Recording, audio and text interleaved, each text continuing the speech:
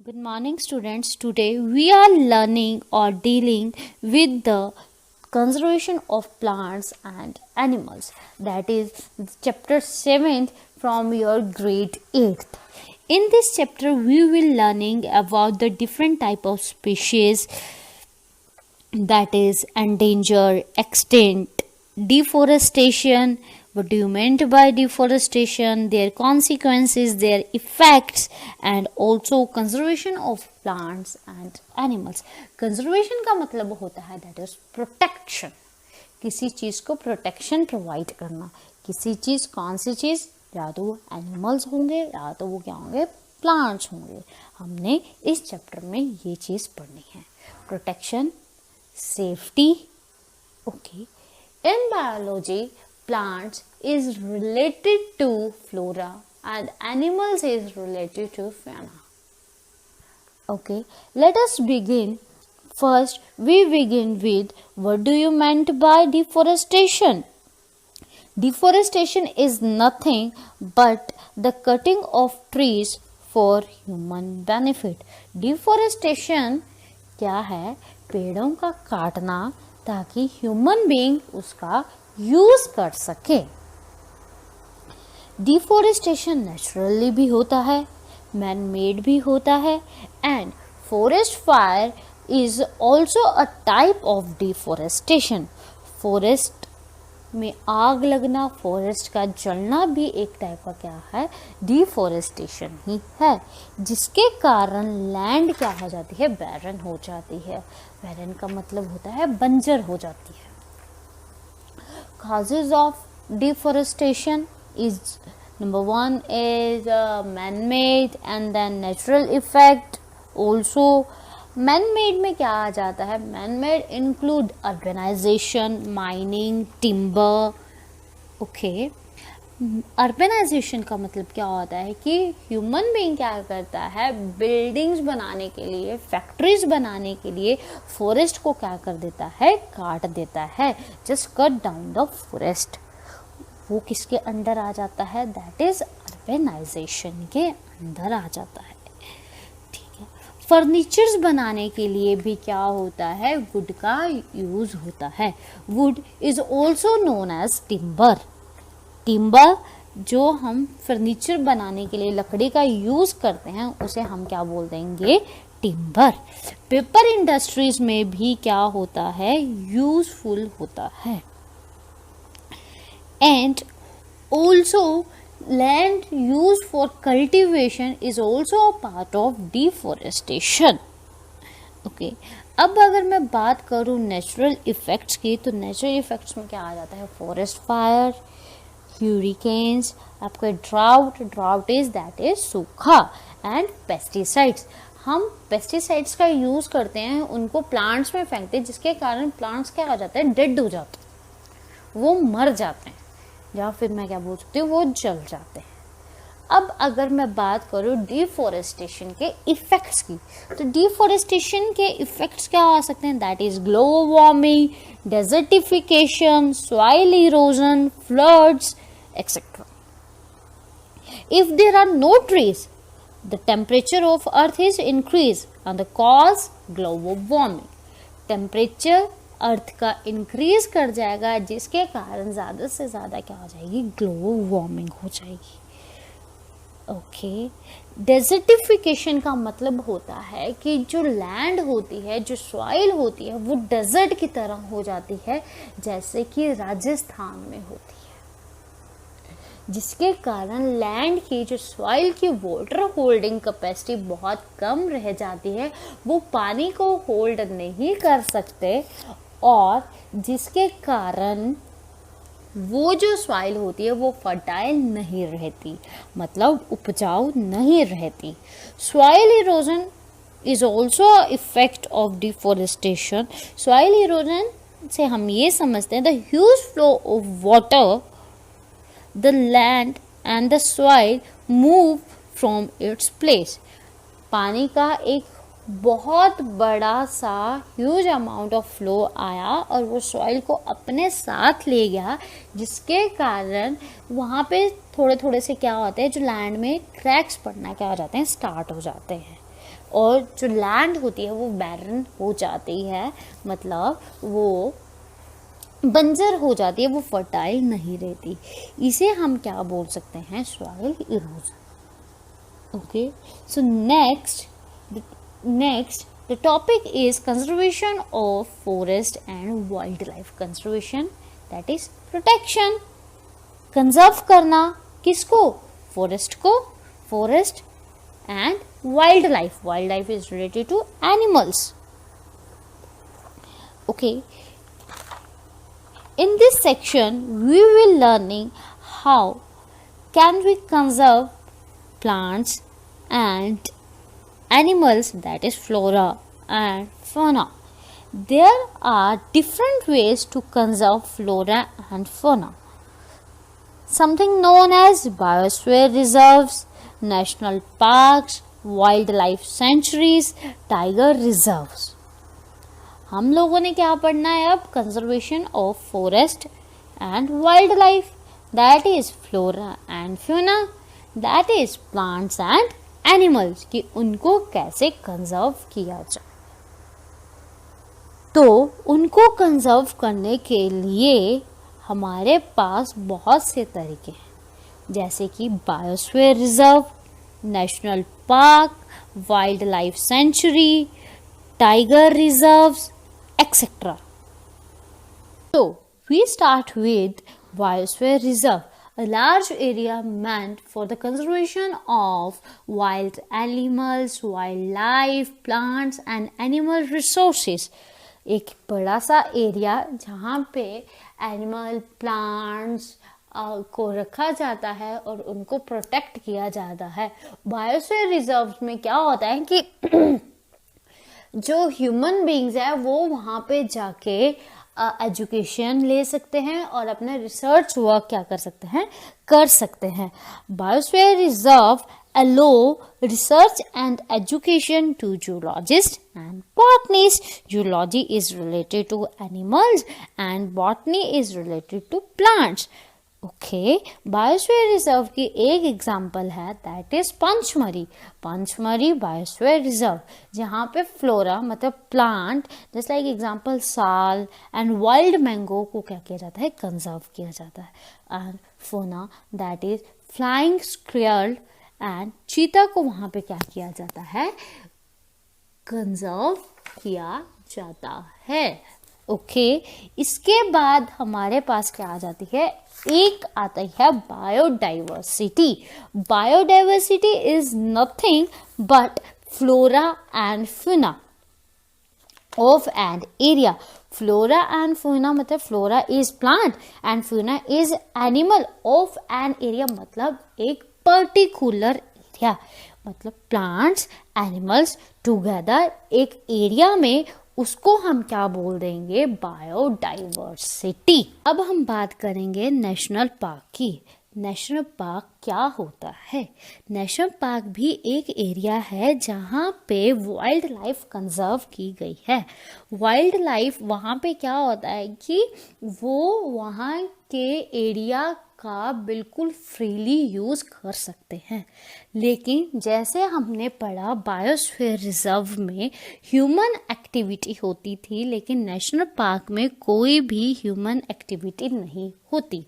They are highly restricted area, no human activity allowed here.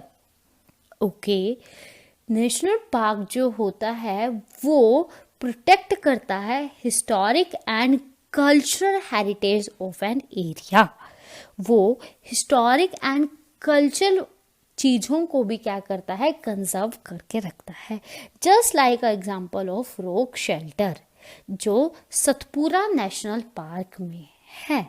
Okay, तो national park भी एक ऐसा ही area है जहाँ पर flora, fauna, landscape and historic object जो किए जाते हैं, क्या किए जाते हैं, कंजर्व किए जाते हैं। Now flora and fauna, the plants found in particular area are term as flora and the animal are found in particular area are known as fauna. मैंने चैप्टर के स्टार्टिंग में ही हम ये बात करते आ रहे हैं कि प्लांट्स इससे किससे रिलेट हो रहे हैं, दैट इज फ्लोरा से, एंड एनिमल से जो चीज रिलेट हो रही है दैट इज फॉना से। एट पर्टिकुलर एरिया मतलब एक एरिया के प्लांट्स को हम क्या बोल देंगे, फ्लोरा, और एक एरिया के एनिमल्स को हम क्या बोल देंगे, fauna. We come on to wildlife sanctuary. अब हम पढ़ने जा रहे हैं कि वाइल्ड लाइफ सेंचुरी क्या होती है। Wildlife sanctuary is that it conserves wildlife, that is animal, in their natural habitat. Habitat का मतलब होता है जगह, या फिर हम क्या बोल सकते हैं, लोकेशन। ओके, ये किसको कंजर्व करते हैं, वाइल्ड लाइफ को, एनिमल्स को उन्हीं की लोकेशन के अंदर अंदर। इधर क्या होता है, लिमिटेड ह्यूमन एक्टिविटीज अलो होती हैं, यहाँ पे ह्यूमन एक्टिविटी बिल्कुल लिमिटेड होती है। बायोस्फीयर में ह्यूमन एक्टिविटी सबसे ज्यादा, नेशनल पार्क में बिल्कुल भी नहीं, यहाँ पे सेंचुरीज में थोड़ी बहुत, लेकिन यहाँ पे हंटिंग मतलब शिकार करना, डिफोरेस्टेशन कुछ भी यहाँ पे अलो नहीं होता। That is wildlife sanctuary, area where animal are protected from any disturbance to them and their habitat is known as wildlife sanctuary. Wildlife sanctuary के बाद अगर मैं बात करूं तो 1973 में एक प्रोजेक्ट भी लॉन्च हुआ था, या हम ये बोल सकते हैं टाइगर रिजर्व क्या हुए थे, लॉन्च हुआ था। It is specially meant for the conservation of tiger because some year back the population of tiger is drastically falling, as we know that tiger is a national animal of India. Tiger reserve को क्यों launch किया गया था, ताकि tiger की क्या कर सके, हम कंजर्वेशन कर सकें, या उनको क्या कर सके, कंजर्व कर सकें। क्योंकि हम लोग अगर पिछले से पिछले साल देखें तो टाइगर की जो पॉपुलेशन थी वो बहुत कम हो गई थी, और जो टाइगर है हम सबको पता है कि वो क्या है, एक नेशनल एनिमल ऑफ इंडिया है। Any kind of species which declare as a national animal and state animal or what, it is done by in order to conserve them. किसी भी स्पीशीज की बात कर ली जाए या एनिमल्स की, बर्ड्स की बात की जाए, तो वो सिर्फ इसीलिए किया जाता है ताकि हम उन्हें क्या कर सके, कंजर्व कर सके। नाउ हमने सब बात की बायोडाइवर्सिटी की, बायोस्फीयर रिजर्व्स की। बायोस्फीयर रिजर्व्स में हमने पंचमढ़ी की बात की, that is Pachmarhi biosphere reserve, जहाँ पे फ्लोरा आया। फ्लोरा हमने किससे डिनोट किया, दैट इज प्लांट से। प्लांट्स में कौन से प्लांट्स आए थे, वहाँ पे साल एंड मैंगो, वाइल्ड मैंगो। अगर एनिमल्स की बात की जाए तो वहाँ पे क्या आ गए थे, चीताज आ गए थे। एंड देन बायोडाइवर्सिटी को मैंने क्या बोला था, that is flora fauna of an particular area. मतलब now we talk about species. Species क्या होती हैं, स्पीशीज का मतलब होता है प्रजाति, that is caste. Species is a group of population which are capable of interbreeding. मतलब एक ग्रुप को, एक समूह को, चाहे वो एनिमल्स का हो चाहे वो प्लांट्स का हो, उसे हम क्या बोलते हैं, स्पीशीज। स्पीशीज बहुत टाइप की होती हैं। हमने एंडेमिक स्पीशीज के बारे में पढ़ना है एंड एंडेंजर स्पीशीज के बारे में क्या करना है, पढ़ना है। तो first is endemic species. Endemic species are those species of plants and animal found only in a particular area and not found anywhere else. मतलब endemic species सिर्फ वो species होती हैं जो सिर्फ एक particular area में ही पाई जाती हैं और कहीं नहीं वो पाई जाती। जैसे कि आप लोगों को पता होना चाहिए कि जेंट पांडा मतलब पांडा, पांडा मैक्सिमम कहाँ पे होता है, that is in China. China में ही पांडा होता है। बाकी अगर अदर कहीं पे पांडा है तो वो वहाँ से क्या किया जाता है, ट्रांसपोर्ट किया जाता है। एंडेमिक स्पीशीज जैसे फॉर एग्जाम्पल हम फ्लोरा की बात करें तो sal and wild mango are the endemic flora of Pachmarhi biosphere reserve. ये थी आपकी एंडेमिक स्पीशीज। एंडेमिक स्पीशीज वही जो सिर्फ एक पर्टिकुलर एरिया में पाए जाएं। एंड अब मैं बात करूंगी एंडेंजर्ड स्पीशीज की। एंडेंजर्ड स्पीशीज या फिर मैं बोल सकती हूँ endangered animals. Endangered species.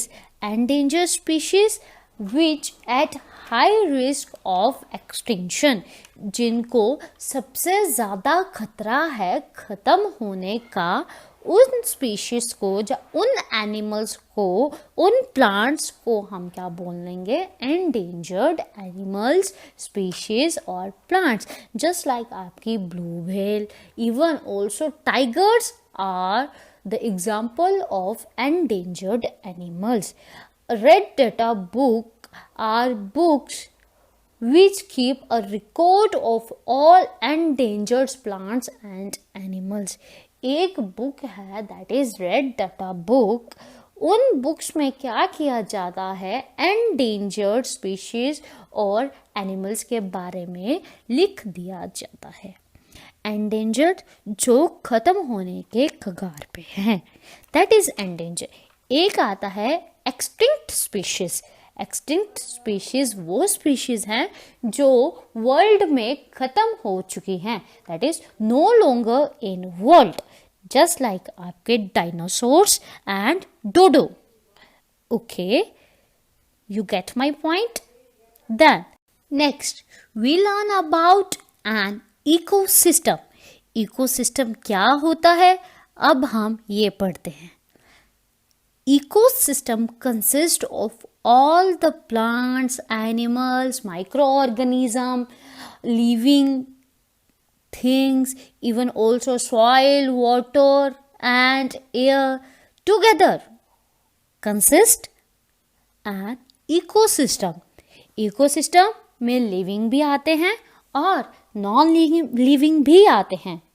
Okay, that is your plants, animal, microorganisms are living, soil, water and air, that is non living.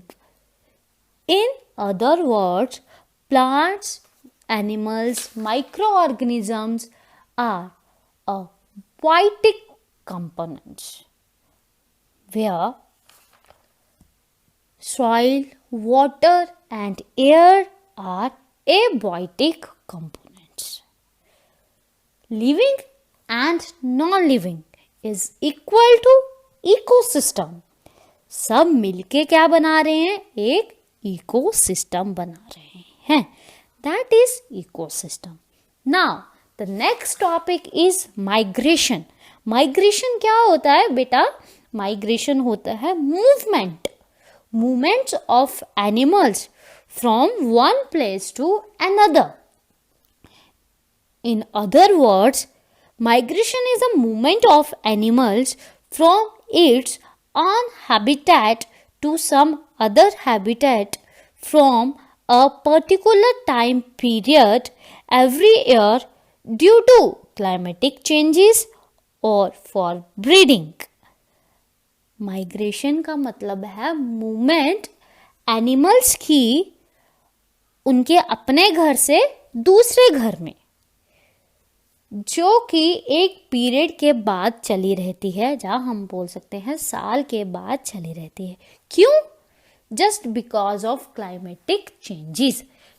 जब वातावरण, जब क्लाइमेट क्या हो जाए, चेंज हो जाए, तब वो क्या करते हैं, ब्रीड करने के लिए, जो नॉर्मली हम क्या बोल सकते हैं, अपने आप को सरवाइव करने के लिए वो एक प्लेस से दूसरे प्लेस की तरफ आ जाते हैं। Okay, that is migration. Words is a best example. Words which fly very long distance to reach another land, उसे हम क्या बोल देते हैं? Migratory words. वर्ड्स जो एक लंबा डिस्टेंस कवर करके दूसरे जगह पे आ जाते हैं, उन्हें हम क्या बोलते हैं? Migratory words. देन हमने बायोस्फीयर्स के बारे में पढ़ लिया, हमने स्पीशीज के बारे में पढ़ लिया, हमने सेंचुरीज के बारे में पढ़ा, हमने डिफोरेस्टेशन के बारे में पढ़ा. अब हम पढ़ेंगे रिसाइकलिंग ऑफ पेपर. हमें पेपर की रिसाइकलिंग क्यों करनी चाहिए? क्योंकि पेपर हमें कहाँ से मिलता है? पेड़ों से. अगर हमें पेपर को रिसाइकिल करते जाएंगे तो पेड़ कम कटेंगे. ठीक है, ओके. रिसाइकिल का मतलब होता है किसी चीज को दोबारा से यूज करना या दोबारा से दोहराना. एक पेपर को हम रिसाइकिल कर सकते हैं 5 to 7 time for use. Recycle करेंगे पेपर को, पेड़ भी बचेंगे.